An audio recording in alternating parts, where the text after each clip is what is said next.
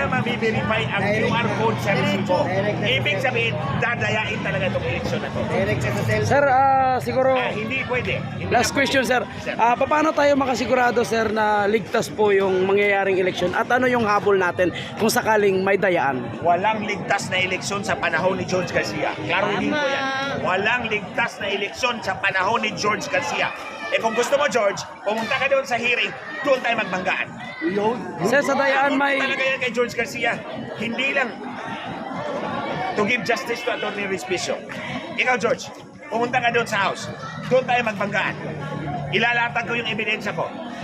And pag napatunayan ko yung daya ninyo, bumaba ka, Chairman. Wala ka silbi. Yun. Anyway, pag ako naman napatunayan mong nagsisinungaling, pwede ba mo ipakulong? Fair enough. Okay. Friday, 5 p.m.